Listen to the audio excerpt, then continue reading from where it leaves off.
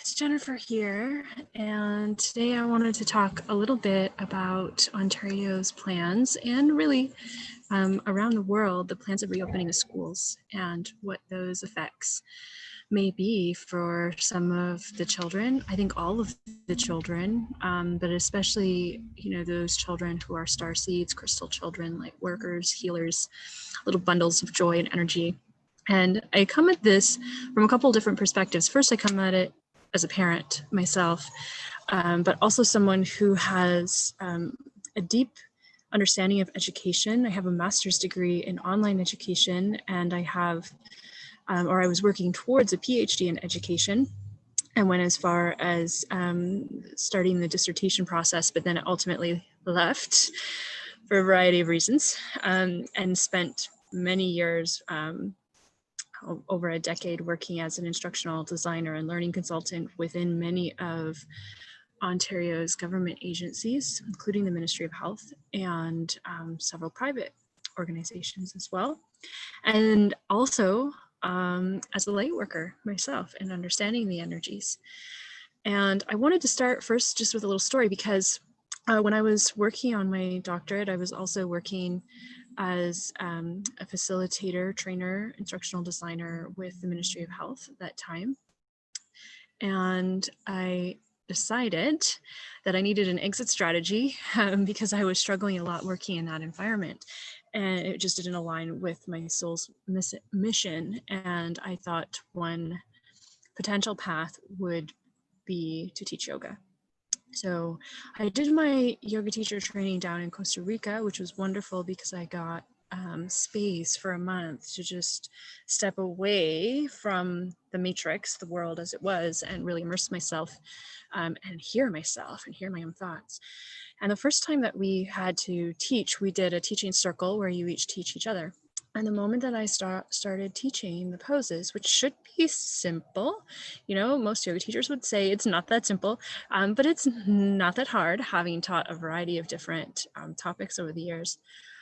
I immediately broke down and started crying. I continued to teach through the tears, through the crying.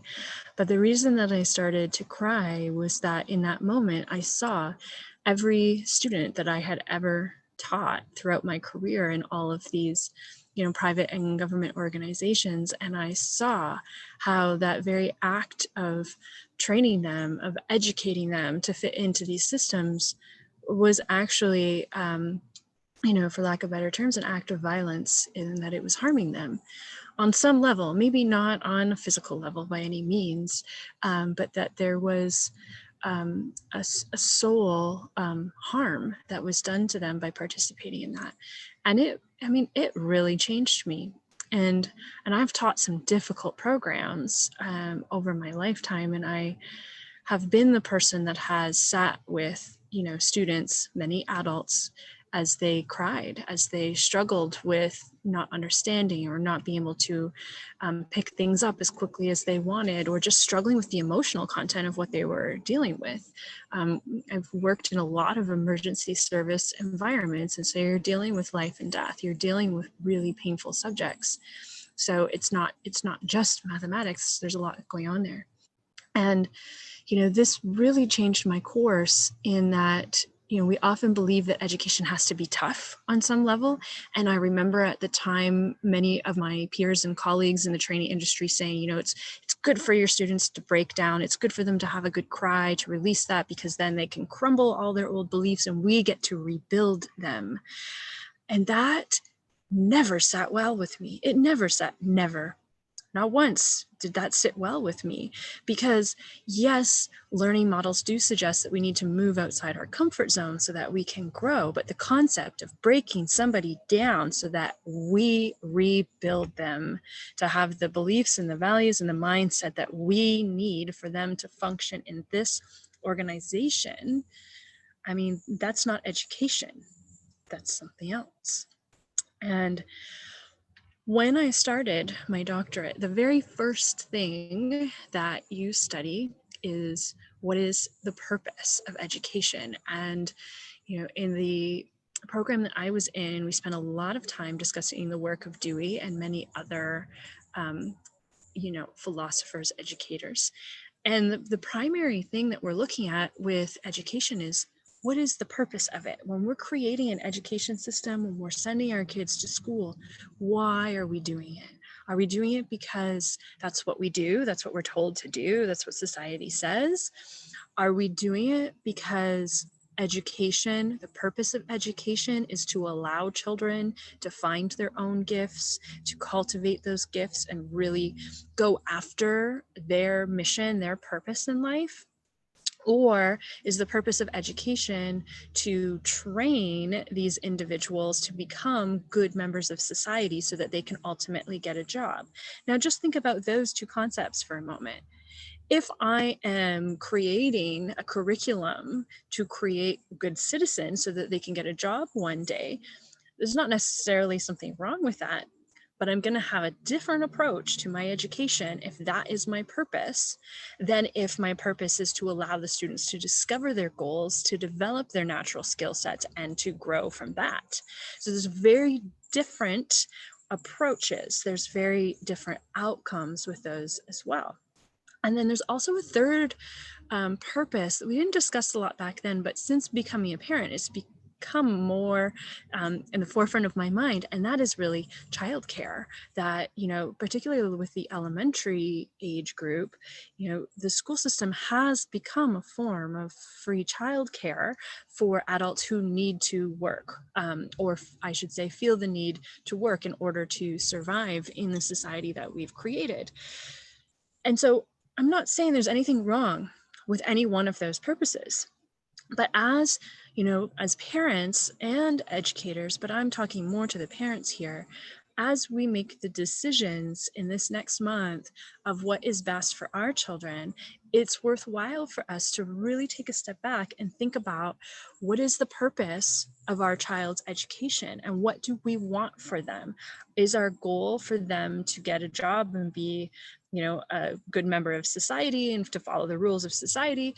Or is it for them to discover their skills and their gifts and to go in that direction? Or do we just need someone to watch our kid so that we can have a break because we have other, pressing things that are also valid that need to be addressed? Because where you fall on that should be informing part of your decision making in this process. My opinion is that our school system is designed to train our children to follow the rules that are created by the government and to fit them into a system so that they aren't going to question that, but they are able to regurgitate a lot of those rules. I have not seen in the last couple of years a lot of really great stories about children in the mainstream school system, the public school system, having freedom to really explore their gifts, having the freedom to explore their own natural rhythms. When we look at the circadian rhythms as well, of like, when am I most effective at focusing on things like math or reading? When am I most creative? And finding that natural flow, that would be, imagine a society where all adults were able to do that. And so that's just my opinion. And you may have your own opinions, but really look at what is the intention behind what the students are learning. So then we come to our reopening guidelines. And my biggest question is, what will these new guidelines, these new conditions, create in our children now? What kind of emotional response will they have to that now?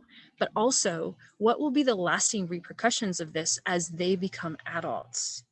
And when they become adults, they effectively become the leaders of our country. 20, 30 years from now, the leaders of our country are the students who are in the schools now. So we really do need to give some good thought to this, especially if we are really focused on building a new world, a better world, one that's based on harmony and love and cohesiveness and emphasizing people's strengths instead of their weaknesses. Are we building a system right now that's going to create that reality in the future? So some of the concerns that I have is, one, we talk about social distancing. Social and distancing do not fit in the same category. You know, if you are being social, and most children's innate nature is to be social, is to be close to people, is to interact with them. When we get close to one another, we're interacting with each other's energy fields, and we feed off of that. We learn off of that. Now, yes, our fields have different distances, and some people may be able to extend further than others, and so forth. But there is something very important about social learning for children. Children and adults, but particularly children, need to learn with others. They learn by interacting with others. And so creating conditions where they're now having to be distanced further or separated or more just independent learning, I believe is going to have an effect on them. You know, we're also looking at these guidelines that if any child is suspected of being ill, and we are going to hit flu season as soon as the weather turns cold again. So the question is, every cough, every sneeze, every tummy ache, kids tend to choke on things. If they choke on something, is that going to be COVID?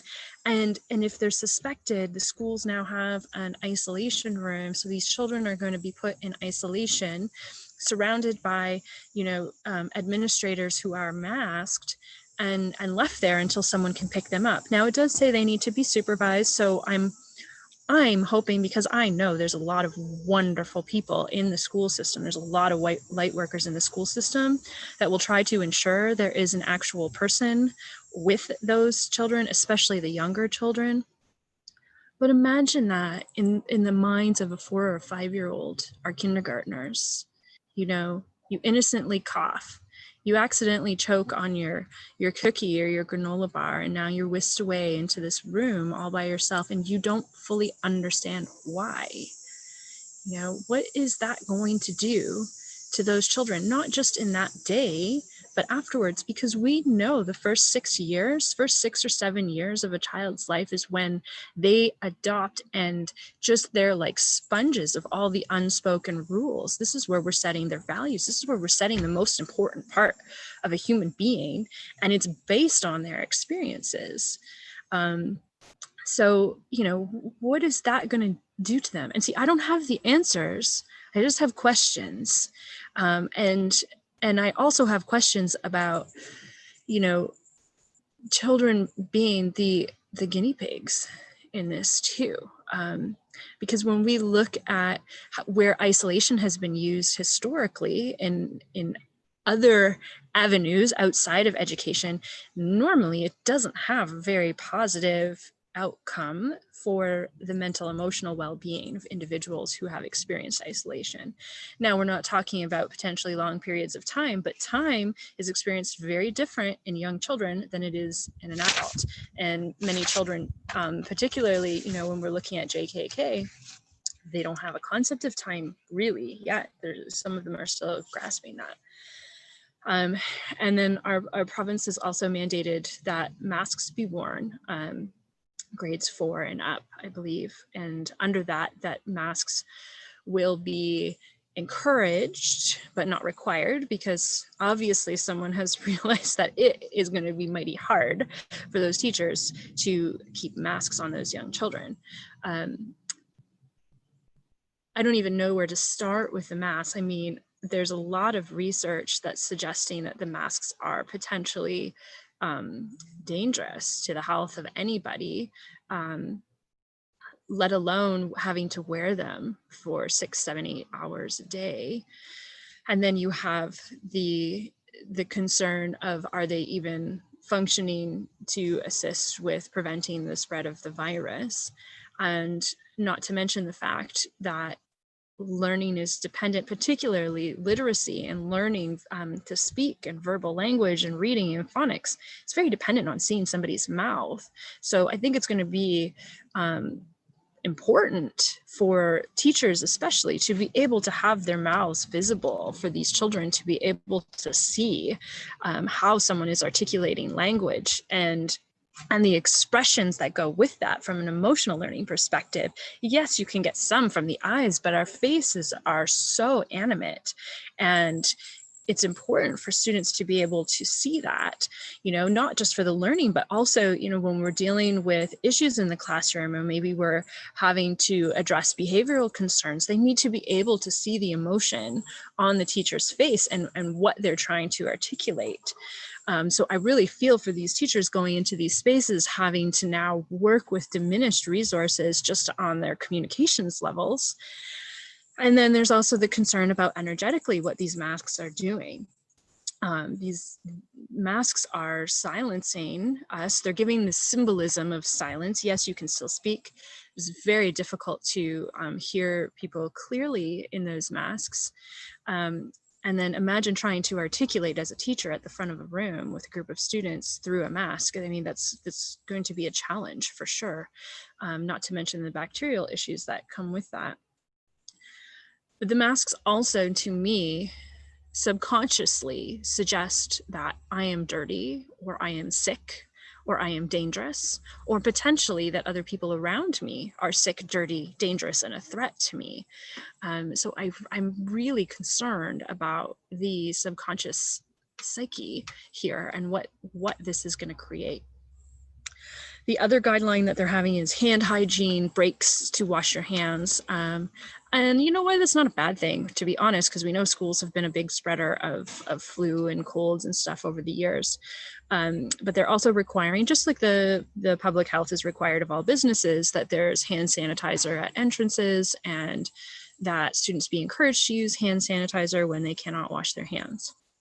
If you do some research on hand sanitizer, there is some research out there to suggest that it is also a hormone disruptor, and that it can increase the body's absorption of harmful chemicals, particularly if they're using that sanitizer and being exposed to the chemicals and eating at the same time. So if we have, for example, children who are using hand sanitizer right before lunch, and before lunch, perhaps those tables are wiped down with bleach or whatever cleaning chemicals they're using, and then those students are eating, what is the effect of that on their body? And what is the long-term effect of repeated use of hand sanitizer, not only for the students, but the teachers and the cleaning staff and the, all of us in general that are using it in a higher dosage now. And, for those students who have reactions to chemicals, will they be permitted to use alternative products? And how will that be managed? There's also concerns about the amount of tracking that will be used. If for example, one family has a parent who tests positive for COVID, will that child then need to be quarantined at home? And if they were in a class with, say, 15 other students, would that entire class then need to be quarantined? And, where does that quarantine action stop? At what point do we draw the line and say, okay, this is the exposure level, these people need to isolate, but these ones maybe not yet if they're asymptomatic? Because to me, my concern is that it feels like it could snowball really, really quickly, that a family member of a family member gets COVID, and then suddenly we have whole classes that are shut down for 2 weeks. And I understand they're trying to make it so that there's flexibility to move into an online format if that should happen.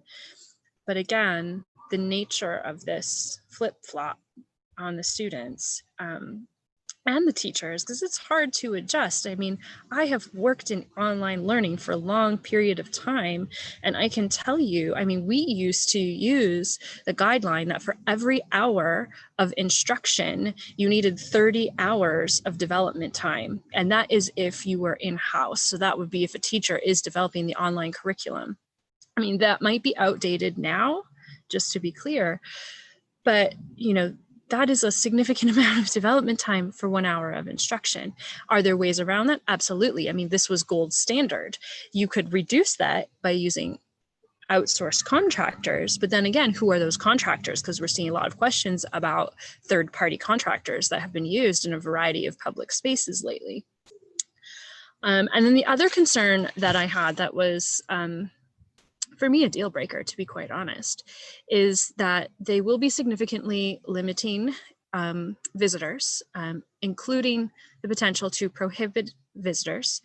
and that includes parents.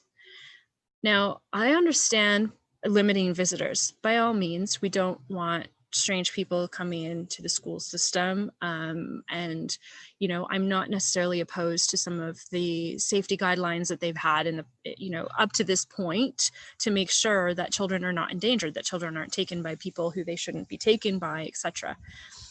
But I do have a concern to have in writing that my child could potentially be in a space that I could potentially be prohibited from entering.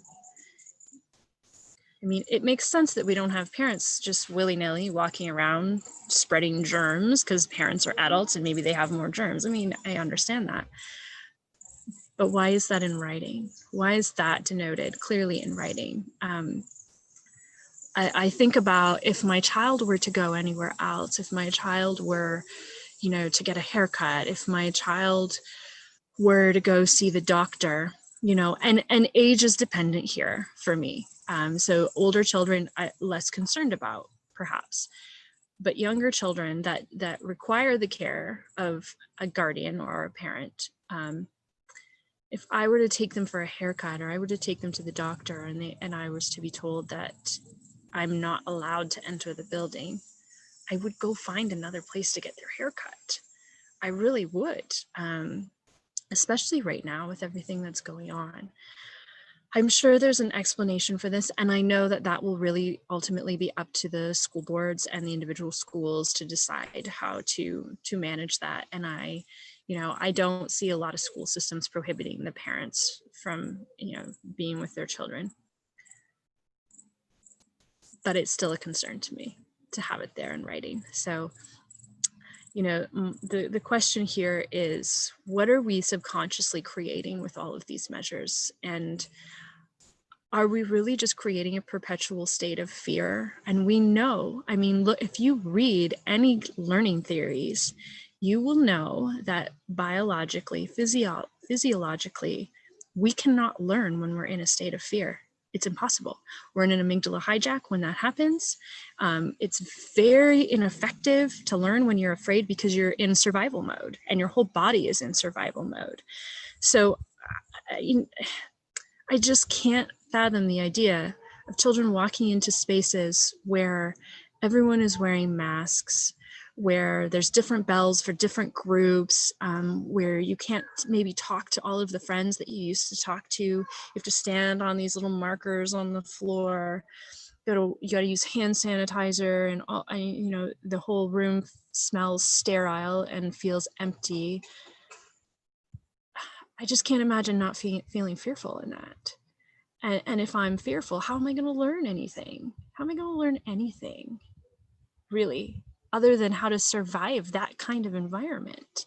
You know, even the physical education guidelines, like they're suggesting that the physical education be held outside and that they be physically distanced, and they minimize the use of shared accessories, you know, soccer balls and stuff like that. So I guess our children are going to learn how to do long distance running, walking. I mean, maybe hula hooping if they wipe it down after each use. I mean, on one hand, it might be a good thing for our children to know how to run and to have a skill based on running. That might not be the worst thing in the world, but you know, what are we creating, and how are our children going to see the world based on this? And then how are these parents and teachers going to manage this? You know, I can't imagine the nightmare of a kindergarten teacher having to reduce as many of her tools, all of the toys and the books as much as possible, the art supplies, and where they are able to use them, they're supposed to be wiped down between each use. How are you going to do that in a kindergarten class?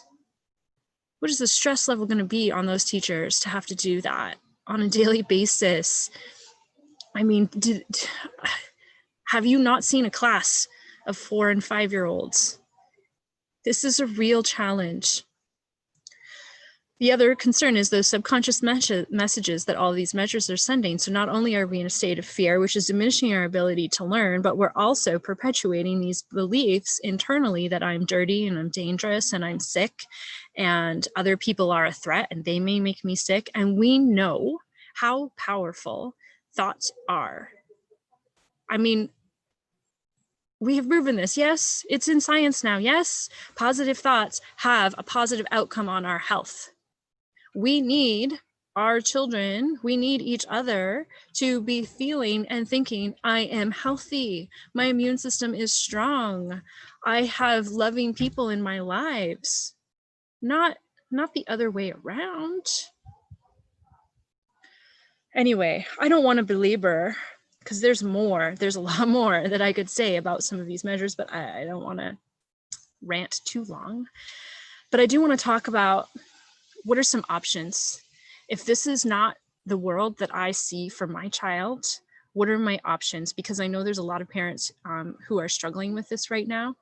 And first of all, I want to start off by saying I personally know that there are many amazing lightworker teachers who are awakened, whose highest purpose is to protect these children that are going to be going back into this environment. I know some teachers who couldn't be in that environment years ago who are choosing to go back now. They are choosing to go back, even though every part of their being hates the idea of being in that environment. But you know what? We need them there, because there are some children, there are some families who will not have a choice due to their financial situation, their childcare situation, their work situation. They're going to have to go back. Because the families just feel there's no other option. So we need those light worker teachers in those spaces. And you know what? We need to support them. This is not the time to be bashing the teachers. This is the time to wrap your arms around those teachers, to let them know that you are with them. And to really, I cannot stress this enough, if your child is going back to school, you need to develop a relationship with your teacher. You need to know who their teacher is. You need to know what their teacher's belief system is. And you need to be clear on what your belief system is too. Not in a threatening way, because these teachers are going to do the very best they can, but you need to know what their stance is, and you need to know what they're going to permit and not permit in the classroom, and how that classroom is going to be run, and to be an ally to these teachers, because these teachers are working against a system that many of them have been working against a system for many years that they are struggling to exist in. Okay, they need our support now, not our judgment. So please support them. The other is to build relationships with those teachers, build relationships with the school administration, have some clear thought on what you are comfortable and not comfortable with in terms of your child's participation in school, and have those conversations in a gentle yet assertive way. Make them know what your boundaries are, and communicate them where possible. I also think it's important to build relationships with other families who are like-minded to you. Build relationships with your children's friends, families. Make sure that you have some connections, so that if we go into lockdown again, if there is a second wave, if one child gets sick and the whole school is shut down, that your children can remain connected to their friends, to their peers in some form or fashion. But also build those relationships with those families, because perhaps, there is a family that is choosing to do the online, or is choosing to homeschool, to remove from the system altogether. And perhaps they have the space to allow your child to come and learn with their children.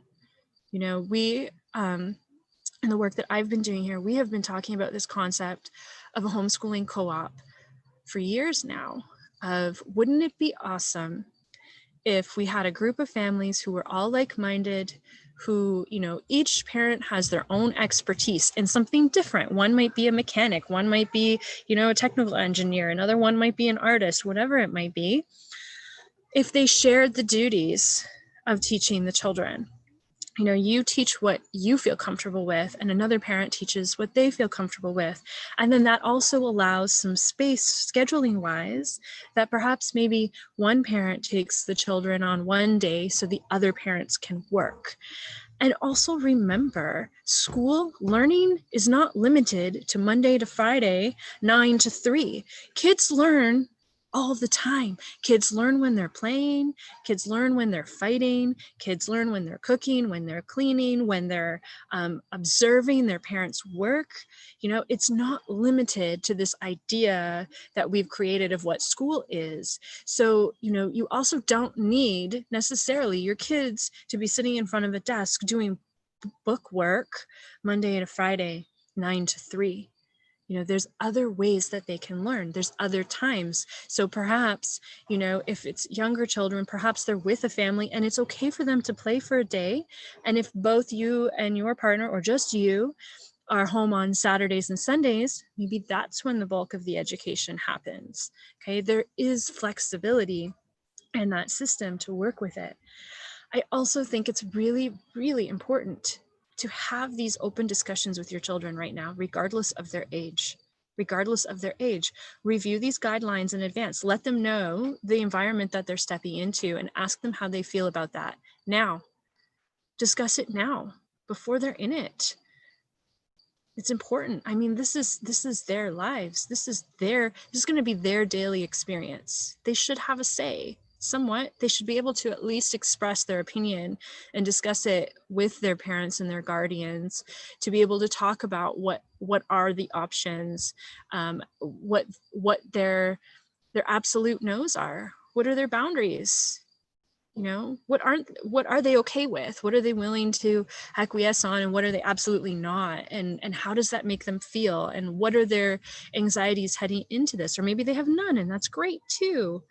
Right? But we need to have those discussions with the kids. We need to show them that they're a part of this process and they're not, just pieces of property that we're deciding for them what's going to happen.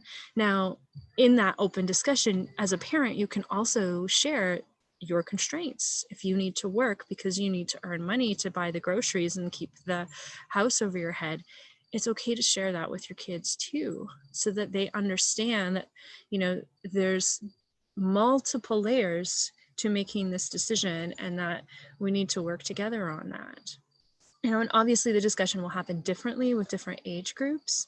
But it's really important to have those discussions, at least prepare them so it's not a shock on their first day when they arrive. And I cannot stress enough that there's alternatives. There are alternatives. I mean, there are private schools, there are forest schools, there are Montessori schools, there's alternative education high schools, there's private online learning. You can hire a private tutor if you choose to do the online because your child just cannot be in that environment, but they struggle with the online. Look at hiring a tutor. Look at hiring a high school student, look at hiring a college or university student that may be studying math or English or whatever it is, and have them come and sit with your child. Not only are they going to get the educational academic support, but they also get the mentorship. They also get to interact with someone, a different peer group. And then it's also supporting that individual to develop their ability to teach. When we look at education, it's not a one-way thing, it's a two-way thing, and it's very social. And we want them to be exposed to different age groups, different perspectives, different ways of living. And there is always that option of homeschooling or looking into a homeschool co-op. There's plenty of different curriculums that you can purchase online or guidelines, and a variety of different educational strategies and approaches that can be used with a variety of different students. Learning, when we really look at the core of learning, and I'm saying learning here, not education, learning is something that we never stop doing. Human beings are innately wired to learn unless we are traumatized out of that ability. And so the majority of children are designed and wired to learn. Sometimes it looks to us like adults like they're getting in trouble, or they're making a mess, or they're doing X, Y, and Z, and it's annoying for us because we know we're going to have to clean up that mess afterwards. But those are learning skills. Sometimes it drives me nuts when my children, they'll go in and pour water, they'll get the glue, they'll find the glitter, they'll mix it all up, and it's a disaster to clean up. But then there's the, instructional designer education side of me that says, look at the science experiment that they have just developed all on their own. Look at what they have figured out for themselves, not only in how those different mediums work, how they mix and don't mix, how they move, but also how does my mom respond? There's the social emotional learning that goes along with that. So don't be fooled that your child will not learn if they're not in this system. They will learn. Your child will continue to learn, but we can facilitate that to be more effective. And it's always going to be more effective when a child is in a safe, loving space where their strengths are emphasized. So if anything else, I would suggest to really look at what is the best place for my child to feel safe and loved, and to be encouraged to explore those things that light them up, those things that are going to help them learn about how nature works, natural law works, the world works, and let them truly discover what it is that they came here to do. Because I think a lot of us, particularly in my generation, would maybe do things differently, would maybe have chosen different careers if we could go back and do it all over again. And I know most of us want to put our children in the best possible situation that we can for them to have a beautiful, successful future. So what does that mean for your child? And know that what you decide for your child may not be the best decision for someone else's child. So we need to support one another in this very difficult decision, because there is no right answer. There is no perfect answer in this situation. All we can do is discuss it, feel it, and make the best decision for our child, for our family. And please support one another, and knowing that those other families are going to make the best decision they can for their child and their family, and us judging it and us adding our 2 cents in it without being asked isn't going to help. It's really not going to help. We're at a pivotal time, I think, in humanity to really look at what do we want for our future. And, we do this in all kinds of secret manifestation ways of what I want, and the house I want, and the car I want, and so forth. But this is bigger. This is the big question. What is our society going to look like in 30 years? And it's going to depend on these decisions we make right now with this education. I truly believe it is. So give it some thought and know that I'm sending you love during it, and I know how hard it is. I really do. And also know you can always change your mind. If you go down one path and it doesn't work for you and your family, change your mind. You have the free will to do it. You have the right to do it. Much love to everybody, and we'll see you soon. Take care.